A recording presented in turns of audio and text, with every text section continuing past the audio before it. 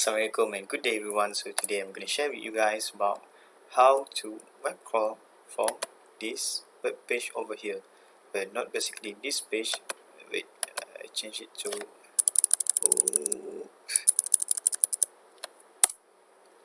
boom, this page over here. Right. So we crawl we crawl all the data available in the Markets Insider of WTI in US dollar historical prices. So these are the data that given. However, we want it from the earliest possible date. So these are we just take it from the minimum value that we have, 1st January 2006. So this is the earliest date that available here, and then of course the today's date we want it up until the most updated date. So which means is today's date, right? So we just click the show price history, wait for the HTML to load all the data, right? Okay, nice. So we get all the data over here. Alright, so the first thing is we have to observe the URL. So we start from the first, the 1/1/2006 and 13/3/2020. So this part over here, it will be fixed. Yeah, this part over here, it will be fixed, and this part over here, it will depends on today's date. So I did some coding for web crawling. So we try to run it, right?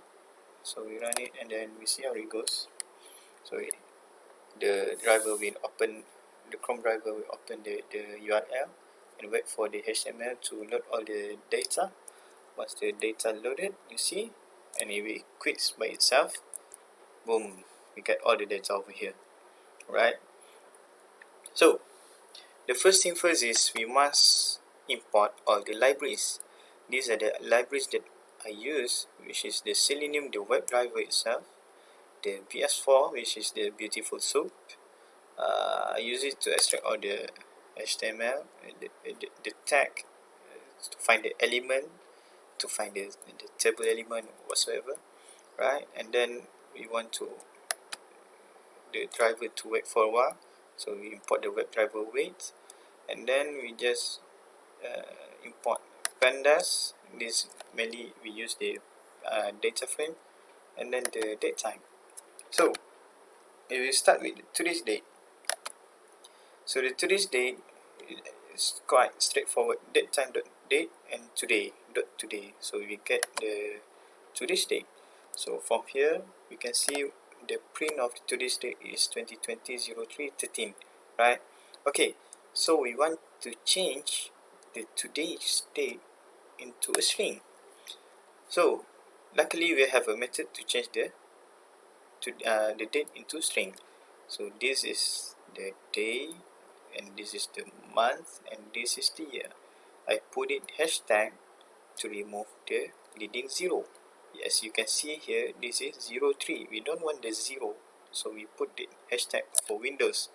Alright, so this over here, we update, we use the URL from the previous website I showed, right? So 1/1/2006 is a fixed date. Up until this one will be changed according to today's date. So we just format and update. Update is taken from this variable over here.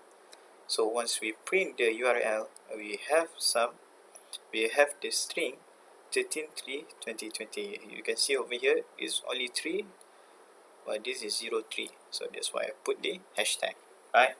Okay, so the next thing, once we have our targeted URL, we want to open the browser, right? So not exactly browser, it's called a WebDriver. Alright, so we set up the WebDriver, the Chrome driver. So browser equal to webdriver.chrome. This where is your file located? Chrome driver.exe located. You just simply find it. Where did you put it? So for me, I put it in AME others Chrome driver Win32 Chrome driver. So I just copy this directory over here, right, and then paste it, and don't forget to put it Chrome driver.exe, and then I just do ask the browser to get the open the URL, right. So once the web driver open the URL, I ask the web driver to wait for 30 seconds until the presence of element located by class name header row. So let's see where's the header row. We search for the header row, right? Oh yeah, see, we inspect the element right here.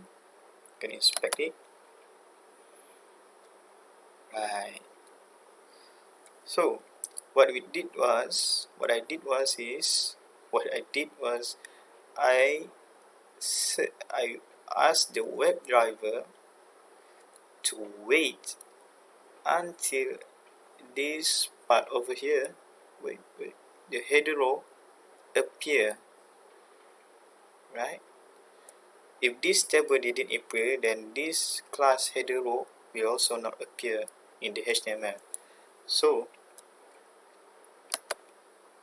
once it appear, and then we just ask we just use the soup, the beautiful soup, to get the HTML of the page, right. Then we ask the browser to quit itself. Alright, so the next thing, once we get the HTML of the page, we just find which part that we want to extract. So the first thing, I just want to scope it to a little part over here, the div class, where is it? Yeah, div id historic price list, since id is a unique value, so I think it's easier to use this to scope it to get the table. Yeah, the table. Alright, so we'll be focusing on this part up until the closing of the div. Alright, so we just put it, yeah. Once we take the div element and we want to find all the tr element. You see, these are all the tr element. This is the first tr, and this is second tr, and this third tr, fourth tr, and so on. So there's a lot of tr over here. That's the part that we want to extract, because the tr is for the each row. You see, this is the first tr, then this is the second tr, and this is the tr, and so on. So we have a date, closing price, open, daily high, and daily low. So these are the things that we want to extract, yeah, right? And then, yeah, header element, header. So from all the tr, we want to take just the header, right, the th, and then again I just find all the th. So this is the first th, second th, and the third th, fourth th, and fifth th. Alright, so once I get all the th, I just loop it in a for loop, and I put it in the header list, right.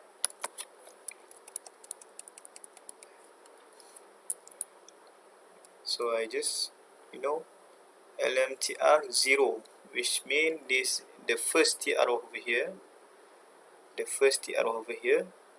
I want to find all the th. Then I just put it in the header list. So when I print the header list, we have we will return a list like this. So there's a date, closing price, open, daily high, and daily low in a list, and it's all in a string. It's a string, there's a string on the string in the list. Right. The next thing is we want to extract all the contents. You see over here the contents. The content is the next TR up until the end. So this is part over here that we want.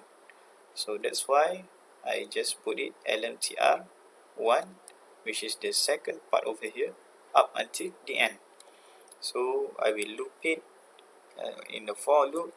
As you can see, once I print it, you see this is the first row and this is the second row. So the first each row is in a list and all the row are in a bigger list. You can see here, right? So once you get all the header and the content, you just put it in a data frame. It's just quite easy, it's quite straightforward.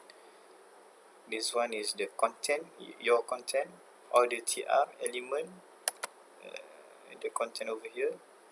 You see all your content, and then the column is based on the header list, this one. And then you have your data frame. But what I did was I changed it, the date part over here. You see the date into a date time. So I think it's quite this is all about the formatting. It's a proper format to change it to the date. So once we print the data frame, we get like this. These are our data frame. Alright, and then we want to save it into a CSV file.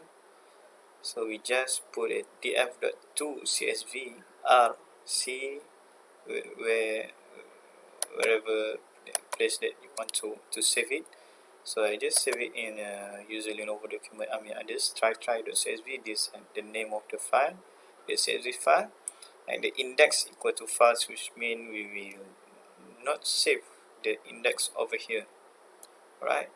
So again, if you run it, you open the file, you open the URL, right? Open the URL and wait for the all data to load up until the certain class appear, and then we extract the data, and then we use some beautiful soap, then we get all the data that we want. So this is the data that we get. Others driver, try.csv. Boom. These are the result that we will get. See, 25, 24 until the end. So that's all from me. Thank you.